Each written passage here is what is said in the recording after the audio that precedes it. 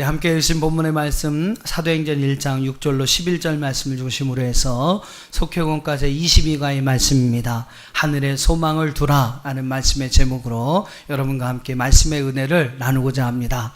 오늘 이 말씀이 저와 여러분에게 허락하신 하나님의 귀한 은혜의 말씀 또 축복의 말씀이 되기를 주의 이름으로 축원합니다. 오늘 본문의 말씀은요, 이 땅의 것을 생각하며 이제 땅에 있는 것이 다인 줄 알고 땅만을 바라보며 살아가는 많은 이들에게 던져주는 그러한 중요한 메시지를 담고 있습니다. 혹시라도 저희 가운데 그런 분이 안 계시겠지만 그런 마음을 가지고 살아갔던 분이 있다면 이 시간 여러분 이 말씀을 하나님의 음성으로 하나님 말씀으로 들으시고 하나님이 원하시고 하나님이 기뻐하시는 그러한 말씀의 삶을 살아가는 은혜가 우리 모두에게 있기를 주님의 이름으로 축복합니다.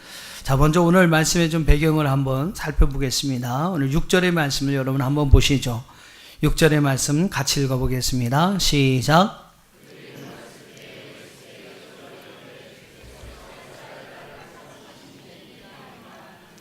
자, 1장 6절에 보면 그들이 모였을 때에 라는 말이 나옵니다. 여러분 그때가 언제일까요? 오늘 이 사도행전 1장의 말씀의 여러분 배경은요, 예수님께서 돌아가시고 다시 부활하신 이후에 그러한 사건을 기록하고 있는 말씀이 바로 이 사도행전 1장의 말씀의 배경입니다. 그러니까 여러분 사도행전 1장 6절에서 그들이 모였을 때에 라고 한 것은 언제를 이야기하냐면 바로 예수님께서 부활하신 이후에 약 40여일 동안 사랑하는 그의 제자들과 사랑하는 이들과 함께 계시다가 하늘로 승천을 하시게 됩니다. 바로 예수님께서 하늘로 승천하기 바로 그 직전의 때가 오늘 이 사도행전 1장 6절에서 이야기하는 그들이 모였을 때를 이야기합니다. 즉 마지막으로 모든 사도들과 예수님을 따르는 많은 무리들이 함께 모여있을 그 때를 이야기한다라는 거죠. 자, 이때에 많은 이들에게 중요한 관심사가 있었어요.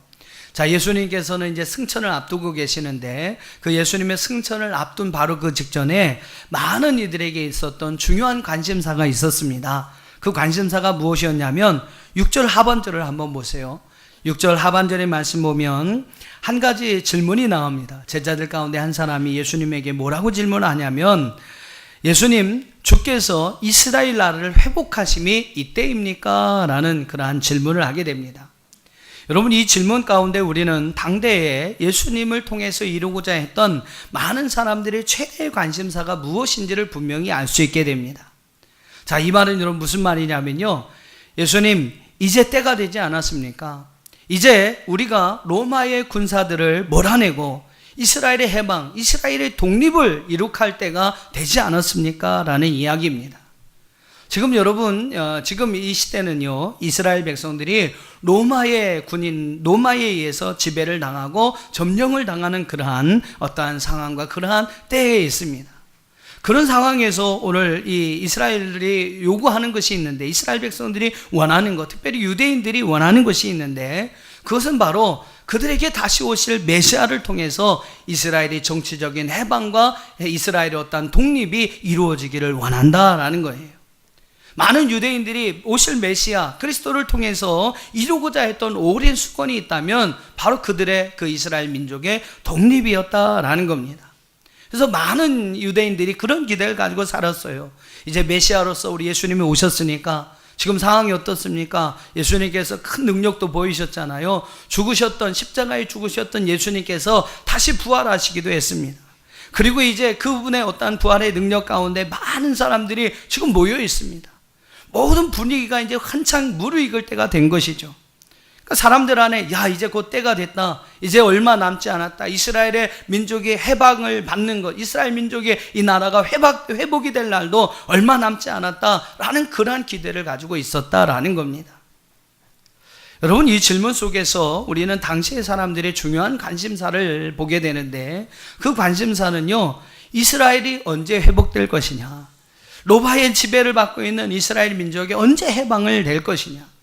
이제 곧 있으면 예수님께서 큰 혁명을 일으키셔서 메시아로 오신 예수님께서 오늘 이스라엘 백성들을 구원하시기 위해 지금 이 로마라는 나라를 뒤집어 놓으시고 아주 큰 실권을 차지할 때가 곧 올 텐데 바로 그때에 어떻게 하면 내가 그 예수님으로 인하여 좀 더 높은 자리를 차지할 수 있을까?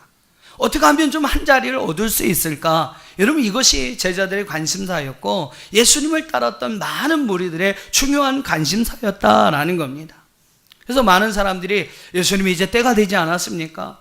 이스라엘 나라의 회복의 때가 언제입니까? 라고 예수님께 묻습니다. 그들의 여러분 주된 관심사는요, 바로 이 땅을 향하고 있어요. 이 세상을 향하고 있다라는 겁니다. 자, 이러한 물음에 대해서 예수님께서 뭐라고 대답하십니까? 우리 7절을 여러분 한번 같이 읽어보시죠. 7절 시작.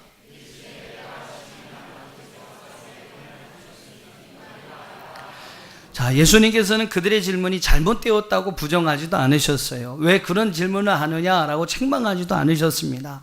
다만 예수님께서 하신 일은 그때는 오직 하나님만이 아신다. 그때가 돼서 하나님이 하실 일은 하나님이 알아서 하실 것이고 그때를 위해서 너희가 해야 할 일이 있다라는 겁니다. 이스라엘이 로마로부터 언제 정치적인 독립을 하게 되는지 모르겠지만 그때는 하나님이 하실 일이고 그때의 그 모든 일은 하나님께서 주관하신다. 하지만 우리가 하나님을 믿는 그리스도인으로서 우리에게 중요한 일이 있다. 그것은 무엇이냐면 바로 다음과 같은 일이다. 그렇게 이야기하면서 예수님께서 이제 8절 이하의 말씀에서 그 제자들에게 세 가지를 당부하시는 것을 볼 수 있게 됩니다. 예수님은 먼저 그들이 이것에 대한 우선순위를 두고 살아간다면 이스라엘 나라도 회복될 것이고 또 그들을 통해서 이 땅에 하나님의 나라가 이루어질 것을 말씀하시게 되죠. 그러면서 여러분 그 제자들에게 부탁하시는 세 가지 중요한 말씀이 있는데 그 첫 번째가 여러분 8절의 말씀입니다. 8절의 말씀을 우리 한번 같이 읽어보시죠. 8절 시작.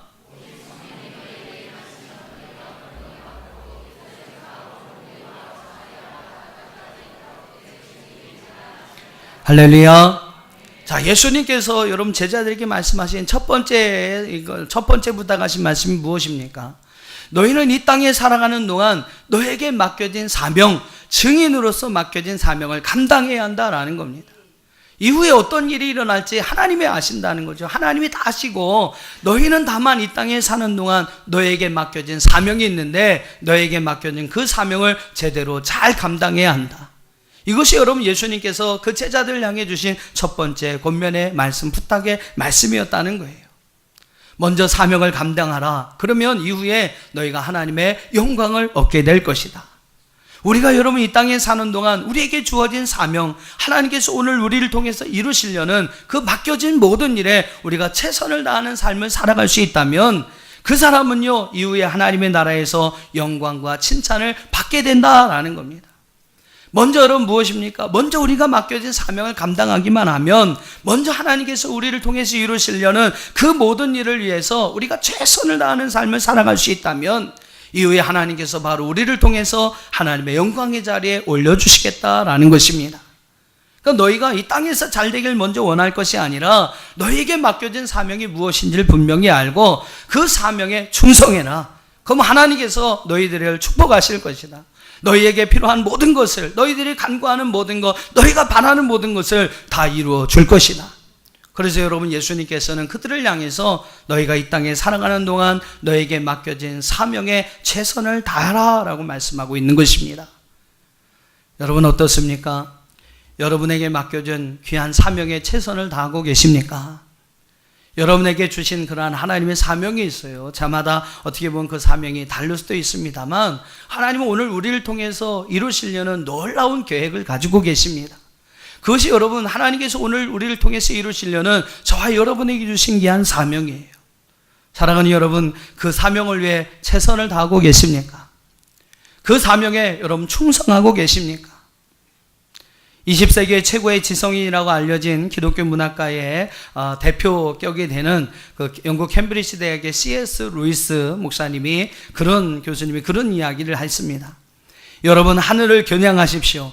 그러면 땅을 덤으로 얻게 될 것입니다. 하지만 땅을 겨냥해 보십시오. 그러면 여러분 어느 것도 얻지 못할 것입니다.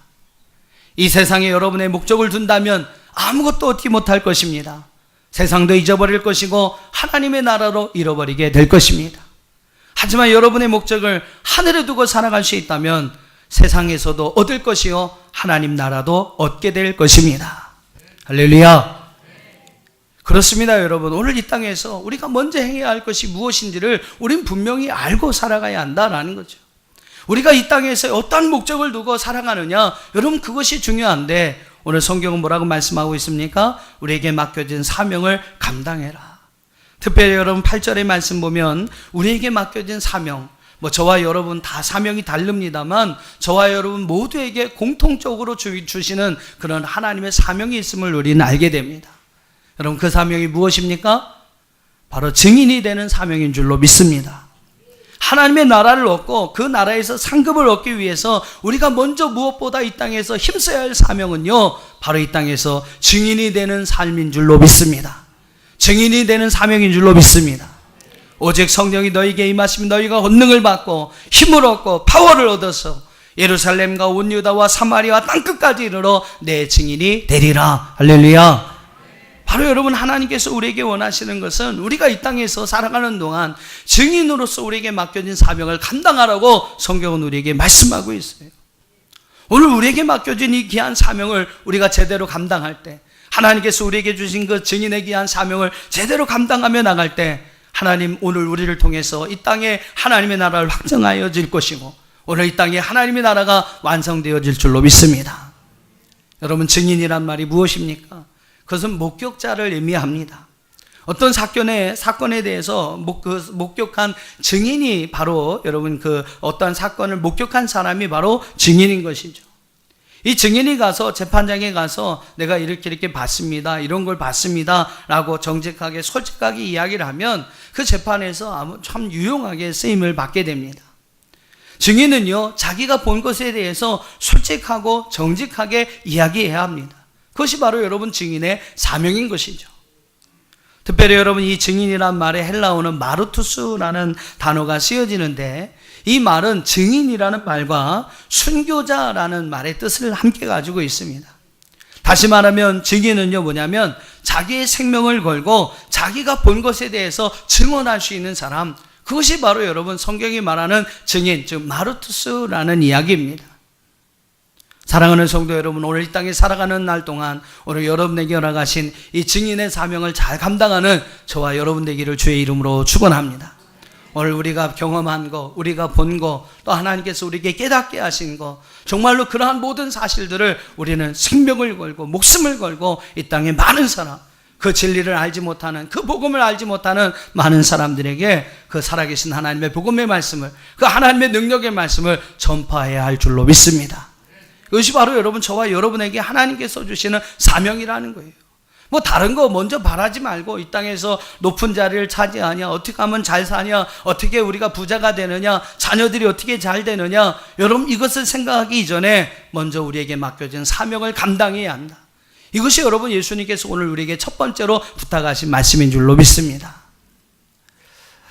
전라남도 그 신암군에 가면 증도라는 섬이 있습니다. 이 증도라는 섬에는요 약 2,200여 명의 주민들이 살고 있는데 거의 90% 이상이 예수님을 믿습니다.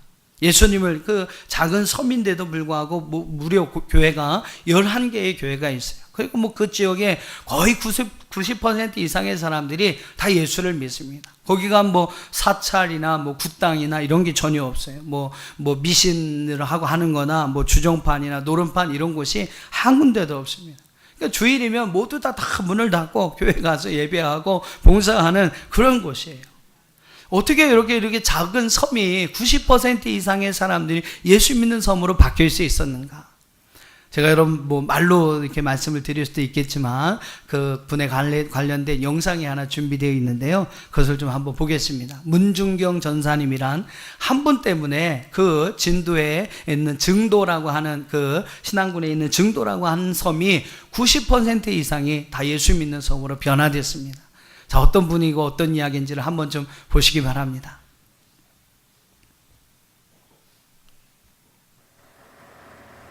서해의 수많은 섬들 중 하나인 증도. 그러나 이 땅엔 그리스도를 본받아 자신의 모든 것을 내주고 영혼들을 향한 사랑으로 십자가를 진 천국의 풍경이 있다. 그분은 천성적으로 하늘이 내준 분이에요. 하늘이 내준 분이에요. 그분을 만나는 사람이 변화되지 않을 수가 없는 그 사람. 뜨거운 사랑에다 사람을 만나면 확 이 마음에 불꽃이 튀기는 수첩에 답이 있어요. 안 믿는 사람이. 믿는 사람도 수첩에 있지만. 그러고 다니면서 밥 얻어다 주고 가서 병 고쳐주고 그러니까 의사지요, 목사지요, 선생님이지요, 어머니지요, 또 목민관이지요. 그러니까 종합적인 리더십이 종합적인 인간 생활의 센터예요. 증도의 해안 근처에 그의 무덤과 기념비가 있다. 한국 교회사에서 거의 무명에 가까운 문준경 전도사는 일제시대 홀로 된 외로움을 딛고 이곳 섬들을 개척해 놀라운 하늘 사랑을 심었던 하나님의 종이다. 문준경 전도사님이 여성으로서 사역자로서 성공했을 뿐만 아니라 순교자로서 마지막 하나님께 영광을 돌린 이 사건은 참으로 한국교회사의 영광이라고 볼 수가 있습니다. 우리가 초대교회를 순교적 영성이 드러난 그런 시대라고 볼 수가 있는데 이러한 모습이 한국교회의 역사 가운데서도 문준경 전도사님을 통해서 드러났다는 점에 있어서 참으로 여성 사역자의 위치의 중요성을 다시 한번 실감하게 하고 그들의 순교가 결코 한국교회가 이렇게 기독교 강국이 되어지는 데 있어서 큰 밑받침이 되었다는 것을 부인할 수가 없겠습니다. 그는 일제치하 상상 못할 고난 가운데서도 천국을 소망하며 이 땅의 가련한 영혼들을 위해 섬겼고 6.25 전쟁 때에 끝까지 신앙을 지키다 순교했다.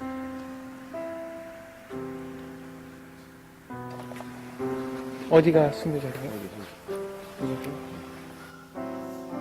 목포 북교동 교회는 문준경이 생과부의 서름과 절망 가운데서 참된 신랑이신 예수 그리스도를 만나 사랑을 키운 곳이다. 당시 이곳엔 후에 한국교회의 위대한 부흥사가 된 이성봉 전도사가 성령의 뜨거운 역사를 불태우던 곳이었다. 문준경 전도사님이 결국은 그 애를 낳을 수가 없어. 애를 못 낳는 게 아니라 사실은 그 남편 대신에 우리 당숙님이 안 본 거지요.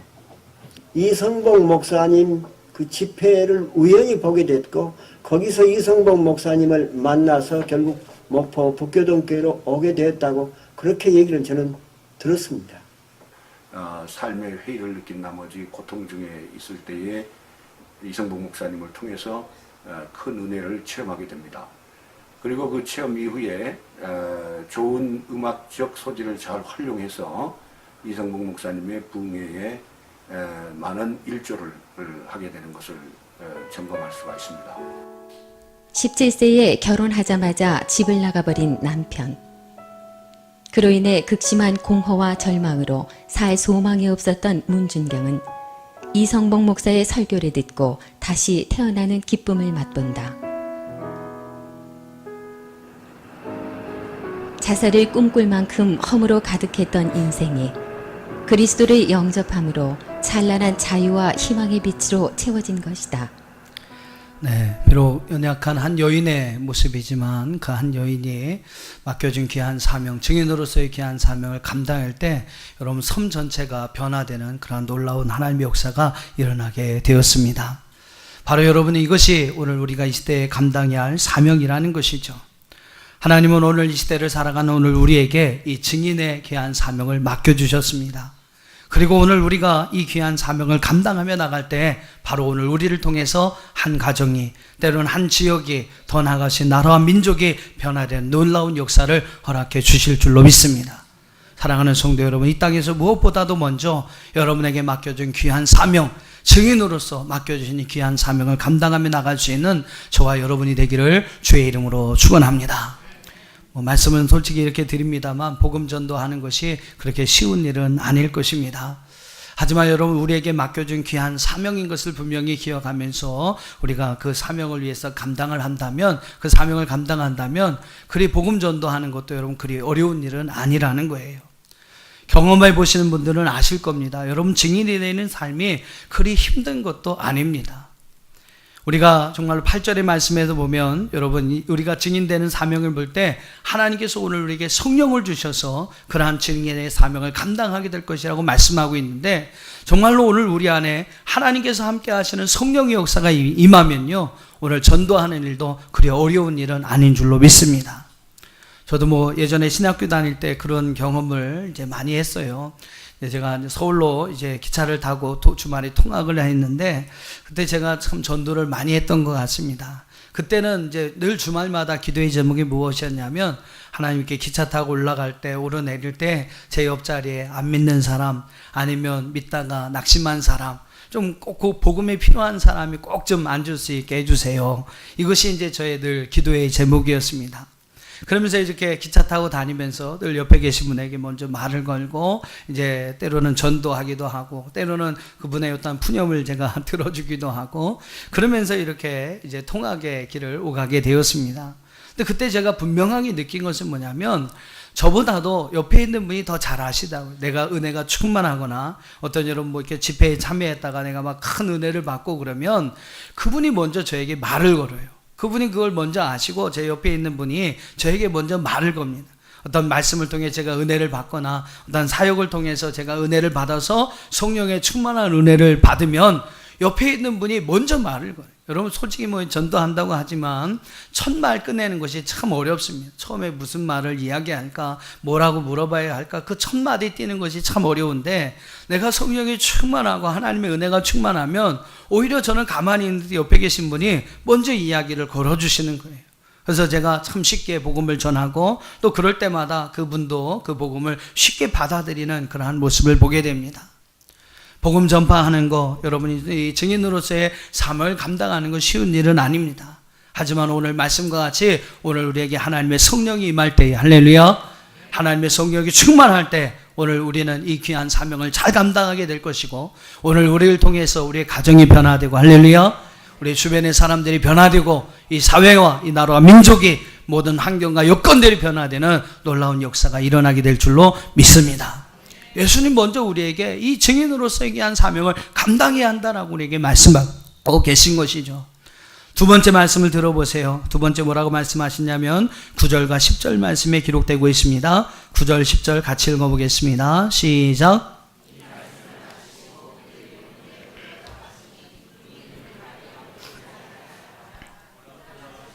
제자들이 자세히 하늘을 쳐다보고 있는데 흰옷 입은 두 사람이 그들 곁에 서서 예수님께서 하늘로 승천하시는 그 모습을 보여주시면서 제자들에게 부탁하신 말씀이 여러분 무엇이겠습니까? 이제는 땅만 바라보지 말라는 거예요. 이제는 땅만 바라보지 말고 하늘을 바라보며 살아라. 이것이 여러분 예수님께서 그들에게 승천하시는 이 사건을 통해서 그들에게 보여주신 두 번째 부탁의 말씀이었습니다. 한번 따라해 보세요. 하늘을 바라보며 살자. 할렐루야. 여러분 이 땅에서의 삶만이 끝이 아닙니다. 우리 하나님 믿는 믿음의 사람들은요 이 땅에서의 삶이 끝이 아니에요. 누구나 마찬가지겠지만 이후에 오늘 우리에게는 하나님 나라에서 삶이 영원한 삶이 준비되어 있는 줄로 믿습니다. 제자들은요 지금 땅의 것만을 생각하며 예수를 쫓았습니다. 땅에서 예수님을 통해서 얻게 될 영광의 옷이 무엇일까? 여러분 그것을 생각하며 예수님을 따랐습니다. 이것은 어떻게 보면 당시 제자들만의 생각은 아니었어요. 오늘날에도 분명히 이런 분이 있습니다. 예수님을 믿고 예수님을 따르는 많은 사람들 가운데 예수님을 통해 이루어질 이 땅의 영광에 관심을 두고 예수 믿는 자들이 많이 있다는 것이죠. 여러분 왜 예수 믿습니까? 어떤 분은 예수 믿으면 돈을 많이 벌 수 있으니까, 또 어떤 분은 예수 믿으면 자녀들이 잘 되니까, 어떤 분은 예수 믿으면 사업이 잘 되고 사업장의 일들이 형통하게 될 것인가, 어떤 분은 예수 믿으면 질병이 낫고 건강하게 살 수 있으니까. 그런 의미에서 여러분 예수 믿는 이들이 많이 있습니다. 여러분 그런 것 때문에 예수를 믿습니까? 예수 믿는 사람이라고 합니다만 그들이 이러한 땅의 것을 생각하면서 예수님을 따르는 그러한 오늘 말씀이 나오는 제자들과 똑같다는 것이죠. 우리가 이런 마음으로 여러분 예수를 믿고 살아가고 있다면 오늘 본문에서 이러한 예수님에게 질문을 하는 제자들의 모습과 우리의 모습이 똑같다라는 것입니다. 부활하신 예수님은 이제 제자들이 보는 앞에서 하늘로 올라가십니다. 하늘로 올라가시는 그 모습을 제자들은 자세히 보았다라고 성경은 말씀하고 있어요. 땅의 것만을 바라보면서 어떻게 하면 땅에서 내가 간 자리를 누릴까? 예수님께서 혁명을 일으켜서 로마를 제압할 그때에 내가 어떻게 하면 예수님의 좌편에, 예수님의 우편에 앉을 수 있을까? 그것만을 생각하며 땅만을 바라봤던 이들이 바로 예수님의 그 승천 사건을 통해서 비로소 하늘을 바라볼 수 있게 되었다는 것입니다. 저는 이 사건, 오늘 예수님의 승천의 사건이 하나의 계기가 돼서 오늘 제자들의 많은 생각과 가치관에 변화가 일어났다고 생각을 합니다. 그 예전에 지금은 이제 죽음을 당했습니다만 애플의 창시자였던 스티브 잡스의 이야기가 있어요. 한참 잘 나갔던 젊은 시절에 췌장암이라는 진단을 받게 됩니다. 의사가 아주 사형 선고를 내렸어요. 당신은 3개월에서 6개월밖에 못 살 겁니다. 아주 젊고 유능한 인재인데 여러분 잘 나가는 그때에 청청병력 같은 소리가 그에게 전해집니다. 하지만 여러분 이후에 그는요 기적적으로 치료를 받습니다. 치료받은 이후에 그는 스탠포드 대학에서 한 졸업식 그 초청연설에 가서 그런 이야기를 합니다. 죽음은 삶을 리모델링하는 것입니다.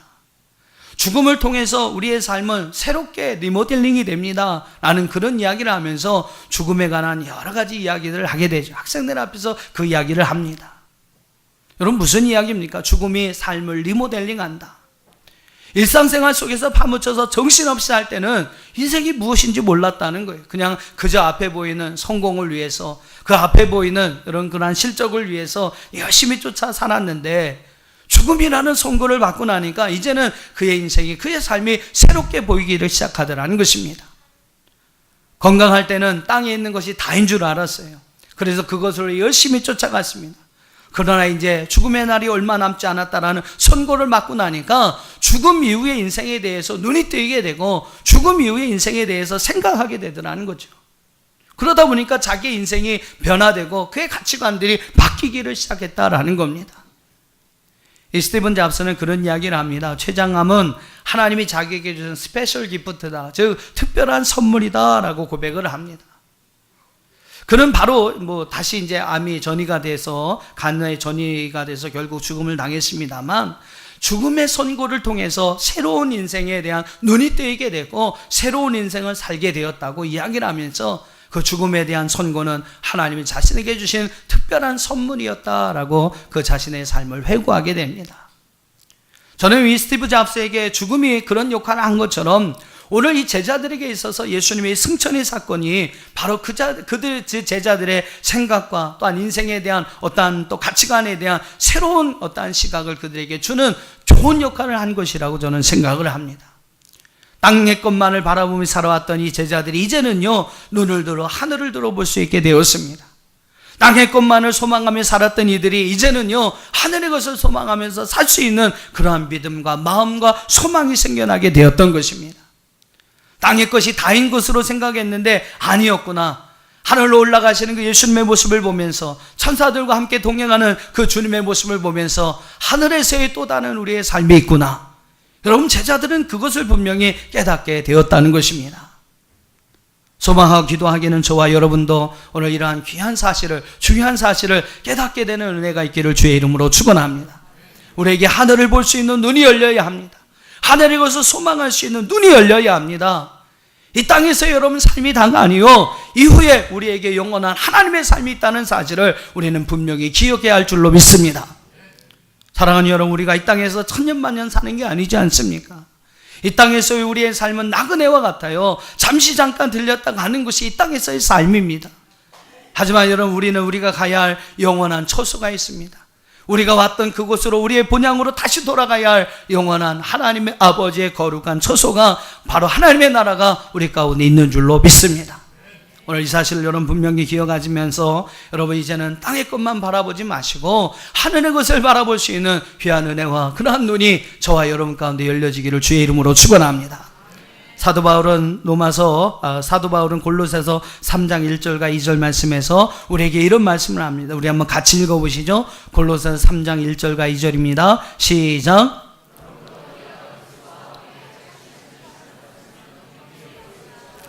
거기는 그리스도께서 하나님 우편에 앉아 계시느니라. 위의 것을 생각하고 땅의 것을 생각하지 말라. 할렐루야. 오늘 이 말씀이 저와 여러분을 향해 주시는 주님의 귀한 음성이 되기를 주의 이름으로 축원합니다.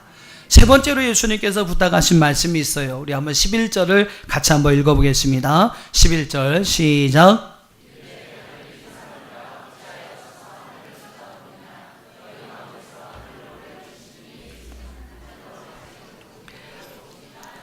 할렐루야. 하늘로 올려지신 이 예수는 하늘로 가심을 본 그대로 다시 오시리라. 할렐루야. 예수님께서는 자기의 어떤 승천의 모습을 통해서 그들에게 뭐라고 말씀하셨냐면 내가 다시 올 것이다. 주님의 다시 오심에 대한 소망을 가지고 살아가라 라고 그들에게 권면하고 부탁하고 계시는 것입니다. 하늘로 올려가신 그 모습 그대로 그분이 다시 오시리라. 할렐루야. 사랑하는 여러분, 이 말씀을 믿으시기를 바랍니다.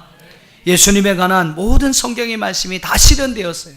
그런데 여러분, 아직 실현되지 않는 유일한 말씀이 있습니다. 그것은 바로 주님의 다시 오심, 즉 재림에 관한 말씀입니다. 하늘로 올려주신 이 예수는 하늘로 가심을 본 그대로 다시 오시니라. 여러분에게 이 재림에 관한 귀한 믿음이 있기를 주의 이름으로 축원합니다. 예수님의 약속 중에 여러분 꼭 반드시 지켜질, 앞으로 이루어질 하나님의 귀한 약속의 말씀이 바로 주님의 재림, 다시 오심에 관한 그러한 말씀입니다. 하나님은 하나님의 때에 바로 예수님께서 다시 오늘 우리 가운데 오셔서 이 세상 가운데 다시 오셔서 오늘 신부된 저와 여러분을, 또한 신부된 우리 성도들을 하나님의 영원한 처소로 인도하여 주실 줄로 믿습니다. 분명히 그날이 우리 가운데 있다라는 것이죠. 하지만 여러분, 오늘날 많은 사람들이 한 가지 좀 중요한 오해를 가지고 있다라는 겁니다. 예수 믿는 것하고 여러분 교회 다니는 것하고요, 또 우리가 정말로 거룩한 신부가 되어서 하나님의 혼인잔치에 참여하는 것은 다 별개입니다. 뭐 교회 다닌다고 여러분 예수 믿는 거 아니잖아요. 교회 다닌다고 여러분 우리를 위해서 준비하신 그 결혼잔치, 혼인잔치에 참여하는 것이 아니라는 겁니다. 예수만 믿었다고 해서 여러분 그게 다 똑같이 이루어지는 게 아니라는 거예요. 예수 믿으면 구원을 받습니다. 그러나 여러분, 구원받은 사람들 가운데서도 그 거룩한 혼인잔치에 참여하지 못하는 사람들이 분명히 있다라는 거예요. 조심스러운 말씀이긴 합니다만 제 얘기는 아니고 성경에서 분명히 그렇게 우리에게 증거하고 있습니다. 우리 한번 마태복음 22장 10절 이하의 말씀을 한번 같이 읽어보시죠. 마태복음 22장 10절 이하입니다. 시작. 종들이 길에 나가 악한 자나 선한 자나 만나는 대로 모두 데려오니 혼인잔치에 손님들이 가득한지라. 임금이 손님들을 보러 들어올새 거기서 예복을 입지 않는 한 사람을 보고 이르되 친구여 어찌하여 예복을 입지 않고 여기 들어왔느냐 하니 그가 아무 말도 못하거늘 임금이 사환들에게 말하되 그 손발을 묶어 바깥 어두운 데에 내던지라. 거기서 슬피 울며 이를 갈게 되리라 하니라. 청함을 받은 자는 많되 택함을 입은 자는 적으니라. 참 중요한 말씀이지 않습니까? 모든 사람이 다 여러분 혼인잔치의 손님으로 참여를 했어요. 그러나 여러분, 모든 사람이 다 그 혼인잔치에서 그분과 함께, 임금과 함께 그 혼인잔치의 기쁨을 누리는 것은 아니었다라는 겁니다. 예복을 입지 않은 사람은 여러분 쫓겨났다라는 거예요. 똑같이 다 부름을 받아서 혼인잔치에 참여했지만 그 가운데 예복을 입지 않은 사람은요, 예복을 입지 못한 사람은 쫓겨났다라는 겁니다. 교회만 다닌다고 여러분 다 누구나 거룩한 혼인잔치에 참여하는 것은 아닙니다. 마태복음 22장 말씀뿐만 아니라 마태복음 25장 말씀에서도 예수님은 열처녀의 비유의 말씀을 통해 분명히 우리에게 말씀하고 있어요. 열처녀가 여러분 다 등불을 준비하고 오실 신랑을 기대하고 있습니다. 기다리고 있습니다. 다 등불을 손에 들고 그 다시 오실 신랑을 기대하고 있어요. 기다리고 있습니다. 그런데 여러분, 그 신랑의 오심이 지체되니까 어떤 일이 일어납니까? 이 열처녀들이 다 자고 있는 거예요. 근데 이제 신랑이 오신다라는 소리가 빵빠랑 울렸습니다. 그때 어떤 일이 일어납니까? 두 분류로 나뉘지 않습니까? 아주 어리석고 미련한 다섯 처녀들은 일어나서 등불을 밝혀야 하는데 준비한 기름이 없는 거죠. 그래서 야, 큰일 났다. 우리에게 등불을 좀 빌려다오. 그러니까 우리도 등불 없는데, 그러면서 서로 5명들끼리 그렇게 하고 있는 거예요. 근데 여러분, 슬기롭고 지혜로운 처녀들은 어떻습니까? 그들은 예비한 준비를 그 등불에 담아서 등불을 켜고 오시는 신랑을 영접합니다. 그리고 그 신랑과 함께 혼인잔치에 참여하게 되죠. 10처녀가 여러분 다 신랑이 오심을 기다렸지만 그 중에 지혜롭고 슬기로운 그러한 5처녀들, 등불을 준비하고 여분의 기름을 준비한 그 5처녀들만이 신랑과 함께 혼인잔치에 참여하게 되었다라는 겁니다. 이것이 여러분 10처녀의 비유의 내용이에요. 오늘날 이 땅에도 마찬가지입니다. 오늘 많은 사람들이 예수를 믿고 교회를 다닌다고 하지만 여러분 마지막 하나님 나라에 가면 분명히 나눠질 거예요. 어떤 분은 다시 오실 예수님과 함께 혼인잔치에 참여해서 그 혼인잔치에서의 하나님의 그 은혜와 기쁨을 누리는 사람이 있을 것이고, 안타깝지만 그렇지 못하신 분도 있을 수 있다라는 것입니다. 사랑하는 성도 여러분, 이 땅에서 여러분 어떤 모습으로 신랑으로 다시 오실 재림의 주님을 기다리고 계십니까? 여러분 지금 어떠한 모습으로 주님의 다시 오심을 기다리고 계시냐라는 거죠.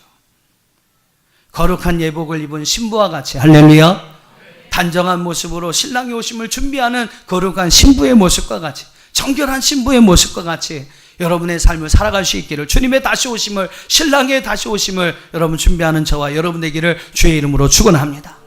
지혜롭고 슬기로운 5처녀와 같이 등불을 준비하고 여분의 기름을 늘 준비하여 언제든지 주님이 오시면 깨어 일어나서 그 다시 오실 신랑을, 주님을 맞이할 수 있는 저와 여러분이 될 수 있기를 주님의 이름으로 축원합니다. 오늘 이렇게 여러분 주님의 오심을 소망하면서 살아가라고 예수님은 오늘 그 제자들에게 더 나아가서 오늘 우리에게 말씀하고 계시는 줄로 믿습니다. 오늘 예수님은 땅의 것을 추구하며 땅의 것만을 바라보며 살아가는 제자들을 향해서 3가지를 말씀하십니다. 너에게 맡겨진 증인이 되는 사명을 감당해야 한다. 이 땅에 살아가는 동안 너희는 무엇보다도 너에게 맡겨진 사명을 감당해야 한다. 사랑하는 제자들아, 땅의 것만 바라보지 말고 하늘의 것이 있음을 분명히 기억하고 이제는 눈을 들어 하늘을 바라보아라. 이 땅에서의 삶이 다가 아니라 이후에 우리를 위해 준비하신 영원한 하나님의 나라가 있음을 기억하며 하늘을 바라보는, 하늘을 소망하는 귀한 삶을 살아가라. 예수님이 약속하신 대로, 말씀하신 대로 다시 오실 것이다. 그 다시 오시는 그날까지 거룩한 신부의 모습으로, 정결한 신부의 모습으로, 등불과 여분의 기름을 준비한 신부의 모습으로 너희들의 삶을 준비하여라. 준비하며 이 땅에서의 삶을 살아가라. 오늘 이 말씀이 저와 여러분에게 주신 하나님의 음성이 되길 원하고, 오늘 이 땅에 살아가는 동안 주님 오시는 그날까지 이러한 주님이 말씀하신 그러한 삶을 따라 살아갈 수 있는 저와 여러분이 되기를 주님의 이름으로 축원합니다.